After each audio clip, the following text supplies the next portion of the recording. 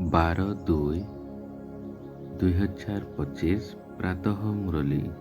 ओम शांति। मधुबन। मिठे बच्चे, तुमे माने प्रतिज्ञा करिथिल जे आपण जेतेबेले आसिबे आमे आपणଙ୍କ निकटरे समर्पण होइछबु। एबे बाबा आसिछंती तमମାନଙ୍କୁ प्रतिज्ञा मने पकेया पाई। आजिर प्रश्नटी है केउं मुख्य विशेषता कारणरू केवल देवता मानंकु ही पूज्य कुहाଯାଇ ପାରିବ। उत्तरटी है देवता मानंकर विशेषता हेउची जेउ जी सेमाने जे कि काहाकू मने पकांती नहीं ना बाबांकू मने पकाउछंती ना काहार चित्र को मने पकाउछंती, सेथिबाई तांकू पूज्य कुहाଯିब। सेठारे केवल सुख ही सुख थाए, सेथिबाई काहाकू मने पकाइबार आवश्यकता न थाए। एबे तुम माने एकमात्र बाबांकू मने पकाई एपरी पूज्य एवं पवित्र होई जाउछ, जहा द्वारा आउ स्मरण करिबार आवश्यकता रहिब नाही। ओम शांति। मधुर रुहानी संतान माने तेबे रुहानी आत्मा तो कुहाଯିब नाही। रुह अथवा आत्मा एका कथा। रुहानी संतान मानंकु बाबा बुझाउचंती पूर्वरु केबे आत्मा मानंकु परमपिता परमात्मा ज्ञान देई नथिले। बाबा निजे कहउचंती मु थरे मात्र कल्परु पुरुषोत्तम संगम जुगरे आसे, एपरे आउ केही कहि पारिबे नाही। सारा कल्परे संगम जुग व्यतीत बाबा स्वयं केबे आसंती नाही। बाबा संगम रे ही आसंती जेतेबेले कि भक्ति शेष होई जाइथाए एवं बाबा पुनः पिलामानंकु ज्ञान देउछंती। निजको आत्मा भावी बाबांकु मने पकाऊ। एही पुरुषार्थ केतेक संतान मानंकु बहुत कष्टकर बोध हुए। प्रकृतरे एहा बहुत सहज, किंतु बुद्धि रे ठीक भावरे धारण हुए नहीं। तेणु बाबा बारंबार बुझाई चालिछंती, हेले बुझिले मध्य बुझु नाहंती। स्कूल रे शिक्षक 12 मास पढ़ाइला परे मध्य केही केही पुणी फेल होई जाउछंती। एही बेहद्र बाबा मध्य प्रत्येक संतान मानंकु पढ़ाउछंती, तथापि काहार धारण हेउछि केही पुणी भूली जाउछंती। एही मुख्य कथा ही बुझाउछंती जे निजको आत्मा भावी बाबांकु मने पकाओ। बाबा ही कहउछंती केवल मते मने पकाओ, अन्य कौनसी मनुष्य एकथा केबे हेले कहि पारिबे नाही। बाबा कहउछंती मु थरे मात्र ही आसे, कल्प शेषरे पुणी संगम जुगरे थरे मात्र तुमको ही बुझाउछि। तुमे ही एही ज्ञान प्राप्त करुछ, अन्य केही ज्ञान आरोहण करू नाहंती। प्रजापिता ब्रह्मांक तुमे मुख वंशावली ब्राह्मण ही एही ज्ञान को बुझाउछ। जानिछ जे कल्प पूर्वरु ही मध्य बाबा एही संगम जुगरे आसी ज्ञान शुणाउथिले। तुम ब्राह्मण मानंकर ही पाठ रहिछि। एही सबु वर्ण मध्य देई निश्चय जीवाकु हेबो। अन्य धर्मावलंबी माने एही वर्णरे आसुनाहांती। भारतीय वासी माने एही वर्णरे आसुछंती। ब्राह्मण माने मध्य भारतवासी प्रजापिता ब्रह्मांकर मुख वंशावली ब्राह्मण अटंती। ब्राह्मणଙ୍କ परे पुणी रहिछि देवता एवं क्षत्रिय। क्षत्रिय काहाकू कुआ जाई पारिब नहीं। तुमको तो बाबा ब्राह्मण करुछंती, पुणी तुम देवता हेउछ। देवता मानकर पुणी धीरे धीरे कला कम हेले तांकु क्षत्रिय कुहाजिब। देवतारु क्षत्रिय वर्ण स्वयं ही स्पष्ट होई थाए।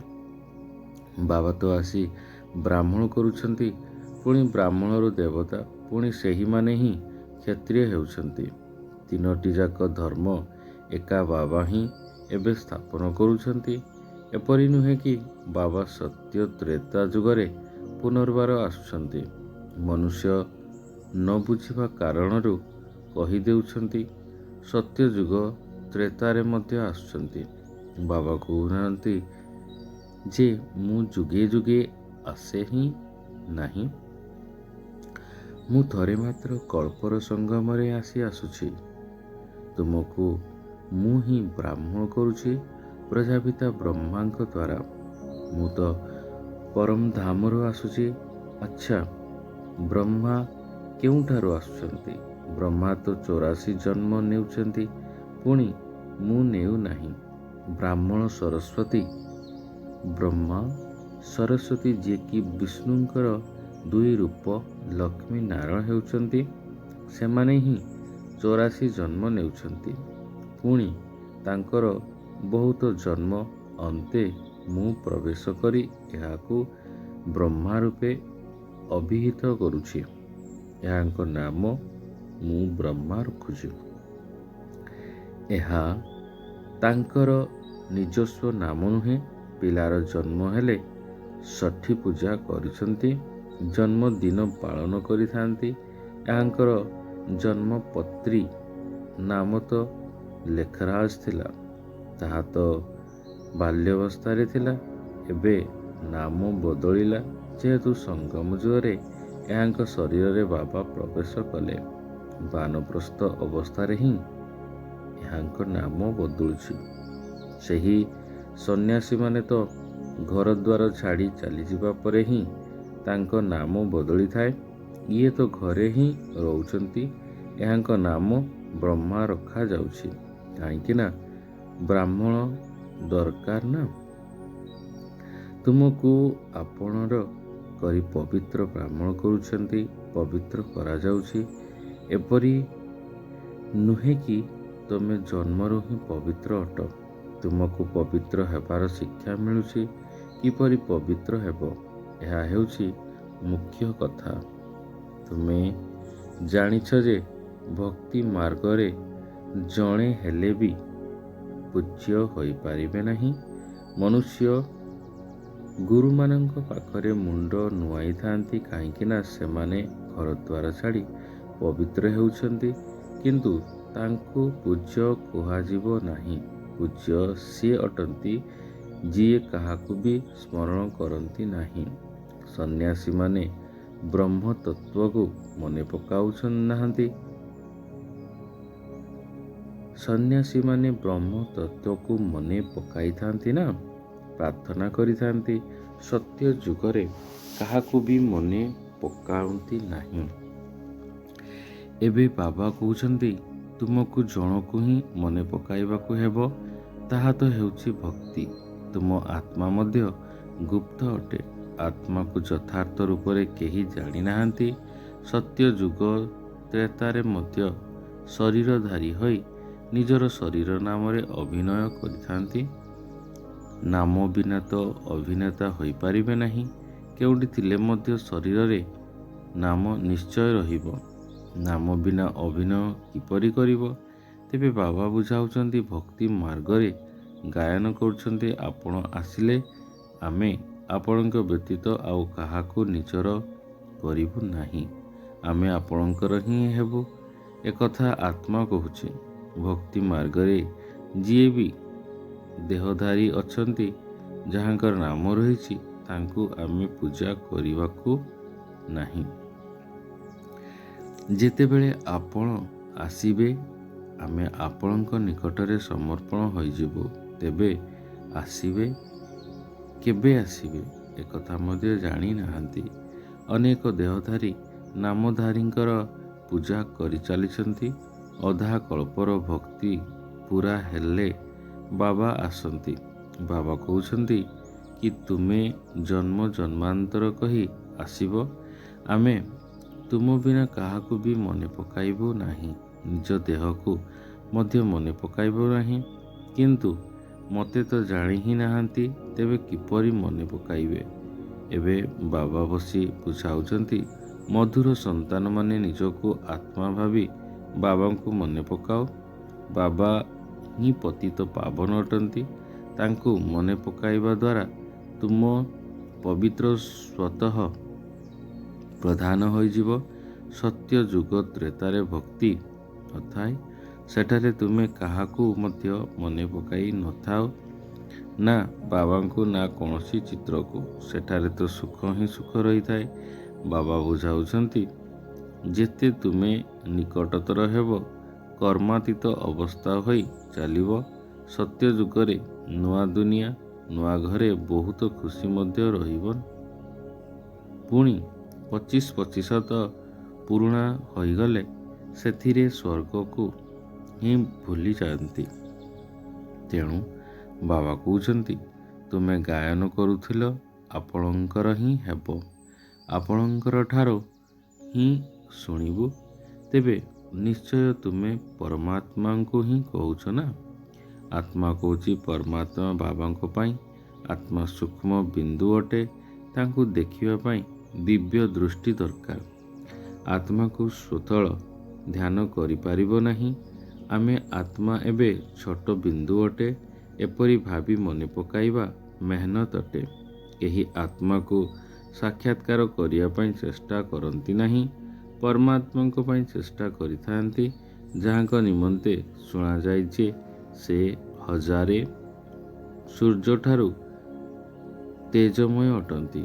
ଯଦି କାହାକୁ ସାକ୍ଷାତକାର ହୁଏ, ତେବେ କହିଥାନ୍ତି ବହୁତ ତେଜମୟ ରୂପ ଥିଲା, କାହିଁକି ନା ତାହା ହିଁ ଶୁଣିଛନ୍ତି। ଯାହାଙ୍କର ନବଧା ଭକ୍ତି କରିବେ ତାଙ୍କୁ ହିଁ ଦେଖିବେ, ନଚେତ୍ ବିଶ୍ୱାସ ହିଁ ରହିବ ନାହିଁ। ବାବା କହୁଛନ୍ତି, ଆତ୍ମାକୁ ହିଁ ଦେଖି ନାହିଁ, ତେବେ ପରମାତ୍ମାକୁ କିପରି ଦେଖିବ? ଆତ୍ମାକୁ କିପରି ଦେଖିପାରିବ?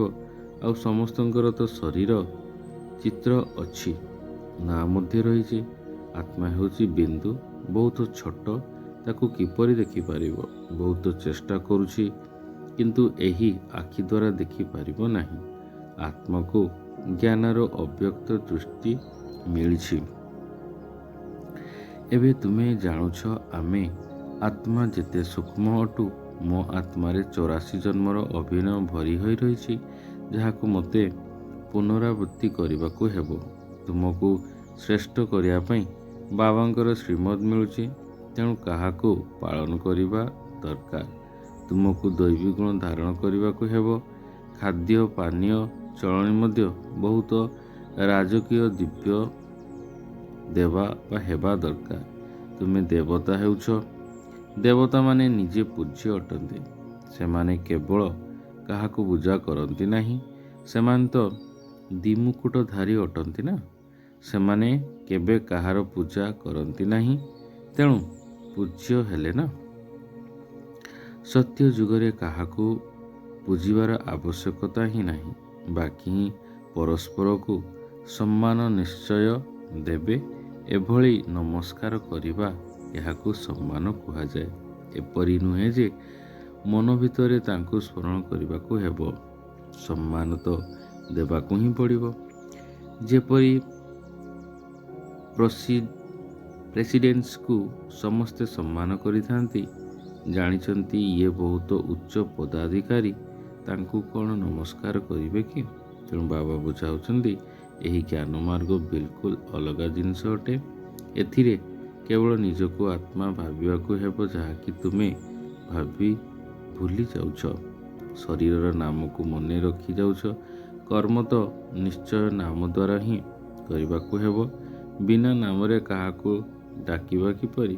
ଯଦିଓ ତୁମେ ଶରୀରଧାରୀ ହୋଇ ଅଭିନୟ କରିଥାଅ, ପଛେ ବୁଦ୍ଧି ଦ୍ୱାରା ଶିବବାବାଙ୍କୁ ମନେ ପକାଇବାକୁ ହେବ।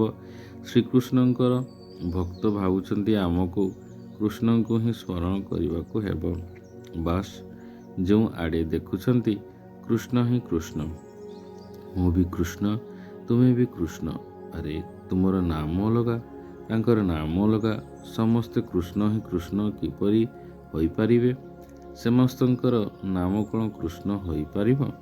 ଯାହା ଆସୁଛି ତାହା କହି ଦେଉଛନ୍ତି। ଏବେ ବାବା ବୁଝାଉଛନ୍ତି, ଭକ୍ତି ମାର୍ଗର ସବୁ ଚିତ୍ରକୁ ଭୁଲି ଏକା ବାବାଙ୍କୁ ମନେ ପକାଅ। ଚିତ୍ରଗୁଡ଼ିକୁ ତୁମେ ପତିତ ପାବନ କହୁନାହାନ୍ତି? ହନୁମାନ ଆଦି କ'ଣ ପତିତ ପାବନ କି? ଅନେକ ଗୁଡ଼ିଏ ଚିତ୍ର ରହିଛି, କେହି ବି ପତିତ ପାବନ ନୁହନ୍ତି। କୌଣସି ବି ଦେହୀ ବା ଦେବୀ ଅଟନ୍ତୁ ବା ହୁଅନ୍ତୁ, ଯାହାଙ୍କର ଶରୀର ଅଛି ତାଙ୍କୁ ପତିତ ପାବନ କୁହାଯିବ ନାହିଁ। 6-8 ପୂଜାଧାରୀ ଦେବୀମାନଙ୍କୁ ତିଆରି କରୁଛନ୍ତି ସବୁ ନିଜ ବୁଦ୍ଧିରେ। ଇଏ କିଏ ତାହା ତ ଜାଣିନାହାନ୍ତି। ଏମାନେ ପତିତ ପାବନ ବାବାଙ୍କର ସହଯୋଗୀ ସନ୍ତାନ ଅଟନ୍ତି, ଏକଥା କାହାକୁ ହେଲେ ଜଣା ନାହିଁ। ତୁମର ରୂପ ତ ସାଧାରଣ ହିଁ ଅଟେ। ଏହି ଶରୀର ତ ବିନାଶ ହୋଇଯିବ। ଏପରି ନୁହେଁ ଯେ ତୁମର ଚିତ୍ର ଆଦି ରହିବ, ଏସବୁ ନଷ୍ଟ ହୋଇଯିବ। ବାସ୍ତବରେ ତୁମେମାନେ ହେଉଛ ଦେବୀ। ନାମ ମଧ୍ୟ ଉଚ୍ଚାରଣ ହୋଇଥାଏ। ସୀତା ଦେବୀ, ଅମୁକ ଦେବୀ, ରାମ ଦେବତା କହିବେ ନାହିଁ। ଅମୁକ ଦେବୀ ଅଥବା ଶ୍ରୀମତୀ କହି ଦେଉଛନ୍ତି, ତାହା ମଧ୍ୟ ଭୁଲ ହୋଇଯାଉଛି। ତେବେ ପବିତ୍ର ହେବା ପାଇଁ ପୁରୁଷାର୍ଥ କରିବାକୁ ହେବ। ତୁମେ ମଧ୍ୟ କାହାକୁ ପତିତରୁ ପବିତ୍ର କର। ଏପରି କୁହ ନାହିଁ କି ଲକ୍ଷ୍ମୀ ନାରାୟଣ ତିଆରି କର। ପତିତରୁ ପବିତ୍ର ମଧ୍ୟ ବାବା କହୁଛନ୍ତି, ନରରୁ ନାରାୟଣ ମଧ୍ୟ ସେ କରୁଛନ୍ତି। ସେମାନେ ତ ପତିତ ପାବନ ନିରାକାରକୁ କୁହାଯାଉଛି। ଆଉ ସତ୍ୟନାରାୟଣ କଥା ଶୁଣାଇଲା ବାଲା ପୁଣି ଅନ୍ୟମାନଙ୍କୁ ଦେଖାଉଛନ୍ତି। ଏପରି ତ କହୁନାହାନ୍ତି ଯେ ବାବା ସତ୍ୟନାରାୟଣ କଥା ଶୁଣାଇ ଅମର କର, ନରରୁ ନାରାୟଣ କର। କେବଳ କହୁଛନ୍ତି ଆସି ପବିତ୍ର କର। ବାବା ହିଁ ସତ୍ୟ ନାରାୟଣର କଥା ଶୁଣାଇ ପବିତ୍ର କରୁଛନ୍ତି। ତୁମେ ପୁଣି ଅନ୍ୟମାନଙ୍କୁ ସତ୍ୟ କଥା ଶୁଣାଉଛ। ଆଉ କେହି ଏକଥା ଜାଣି ପାରନ୍ତି ନାହିଁ। ତେଣୁ ତୁମେ ହିଁ ଜାଣୁଛ। ଯଦିଓ ତୁମ ଘରେ ମିତ୍ର, ସମ୍ବନ୍ଧୀ, ଭାଇ ଇତ୍ୟାଦି ଅଛନ୍ତି, କିନ୍ତୁ ସେମାନେ ମଧ୍ୟ ବୁଝି ନାହାନ୍ତି। ଆଚ୍ଛା, ମିଠା ମିଠା ଶିକ୍ଷାଲବ୍ଧି ସନ୍ତାନମାନଙ୍କ ପ୍ରତି ମାତା ପିତା ବାପଦାଦାଙ୍କର ମଧୁର ସ୍ନେହସମ୍ପନ୍ନ ଶୁଭେଚ୍ଛା ଏବଂ ସୁପ୍ରଭାତ। ଆତ୍ମିକ ପିତାଙ୍କର ଆତ୍ମିକ ସନ୍ତାନମାନଙ୍କୁ ନମସ୍ତେ। ଧାରଣ ପାଇଁ ମୁଖ୍ୟ ସାର 1 ନମ୍ବର। ନିଜକୁ ଶ୍ରେଷ୍ଠ କରିବା ପାଇଁ ବାବାଙ୍କର ଯେଉଁ ସବୁ ଶ୍ରୀମତୀ ଆସୁଛି, ସେହି ଆଧାରରେ ଚାଲିବାକୁ ହେବ ଏବଂ ଦୈବ ଗୁଣ ଧାରଣ କରିବାକୁ ପଡ଼ିବ। ଖାଦ୍ୟ ପାନୀୟ ଏବଂ ଚାଲିଚଳନକୁ ରୟାଲ ଅର୍ଥାତ୍ ରାଜକୀୟ କରିବାକୁ ହେବ। 2 ନମ୍ବର, ପରସ୍ପରକୁ ମନେ ପକାଇବାର ନାହିଁ, କିନ୍ତୁ ସମ୍ମାନ ନିଶ୍ଚିତ ଦେବାକୁ ହେବ। ନିଜେ ପବିତ୍ର ହେବାର ପୁରୁଷାର୍ଥ କରିବାକୁ ସହିତ ଅନ୍ୟମାନଙ୍କୁ ମଧ୍ୟ କରାଇବାକୁ ହେବ। ଆଜିର ବରଦାନଟି ହେଲା ନିରସ ବାତାବରଣ ଭିତରେ ଖୁସିର ଝଲକ ଅନୁଭବ କରାଉଥିବା ସଦା ଖୁସି ବାସିଆ ଭବ। ଏଭର ହ୍ୟାପି ଅର୍ଥାତ୍ ସର୍ବଦା ଖୁସିରେ ରହିବାର ବରଦାନ ଯେଉଁ ପିଲାମାନଙ୍କୁ ପ୍ରାପ୍ତ ଅଟେ, ସେମାନେ ଦୁଃଖ ଢେଉ ଉତ୍ପନ୍ନ କରୁଥିବା ବାତାବରଣରେ, ନିରସ ବାତାବରଣରେ, ଅପ୍ରାପ୍ତିର ଅନୁଭବ କରାଉଥିବା ବାତାବରଣରେ ସର୍ବଦା ଖୁସିରେ ରହିବେ ଏବଂ ନିଜର ଖୁସିର ଝଲକ ଦ୍ୱାରା ଦୁଃଖ ଏବଂ ଉଦାସୀର ବାତାବରଣକୁ ଏଭଳି ପରିବର୍ତ୍ତନ କରିବେ, ଯେପରି ସୂର୍ଯ୍ୟ ଅନ୍ଧକାରକୁ ପରିବର୍ତ୍ତନ କରିଦେଇଥାଏ। ଅନ୍ଧକାର ଭିତରେ ଆଲୋକ ସୃଷ୍ଟି କରିବା, ଅଶାନ୍ତି ଭିତରେ ଶାନ୍ତିର ଅନୁଭୂତି କରାଇବା, ନିରସ ବାତାବରଣର ଖୁସିର ଝଲକ ଆଣିବା, ଏହାକୁ କୁହାଯାଏ ଏଭର ହ୍ୟାପି। ବର୍ତ୍ତମାନ ସମୟରେ ଏଭଳି ସେବାର ଆବଶ୍ୟକତା ରହିଛି। ଆଜିର ସ୍ଲୋଗାନଟି ହେଲା ଅଶରୀ ତାକୁ କୁହାଯିବ ଯାହାକୁ ଶରୀର କୌଣସି ବି ଆକର୍ଷଣ ନିଜ ଆଡ଼କୁ ଆକର୍ଷିତ କରୁନଥିବ। ଓମ୍ ଶାନ୍ତି। ଅବ୍ୟକ୍ତ ଇଶାରା। ଏବେ ସମ୍ପୂର୍ଣ୍ଣ ବା କର୍ମାତୀତ ହେବାର ତୀବ୍ର ଇଚ୍ଛା ପ୍ରକଟ କର।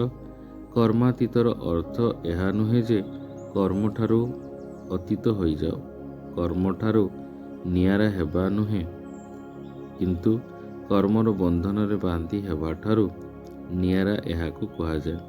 କର୍ମାତୀତ ତେବେ କର୍ମଯୋଗର ସ୍ଥିତି କର୍ମାତୀତ ସ୍ଥିତିର ଅନୁଭବ କରାଇଥାଏ। ଏପରି କର୍ମଯୋଗୀ ସ୍ଥିତି କର୍ମାତୀତ ସ୍ଥିତିର ଅନୁଭବ କରାଇଥାଏ। ଏହି କର୍ମଯୋଗୀ ସ୍ଥିତି ଅତି ପ୍ୟାରୀ ଏବଂ ଅତି ନ୍ୟାରୀ ସ୍ଥିତି ଅଟେ। ଏଥିରେ ଯେ ବି ବଡ଼ ମେହନତ ବାଲା କାର୍ଯ୍ୟ ହୋଇଥାଉ ନା କାହିଁକି, ତାହା ଏଭଳି ଲାଗିବ ଯେପରି କାର୍ଯ୍ୟ କରୁନାହୁଁ, ଖେଳ ଖେଳୁଛୁ। ଓମ୍ ଶାନ୍ତି, ଓମ୍ ଶାନ୍ତି, ଓମ୍ ଶାନ୍ତି।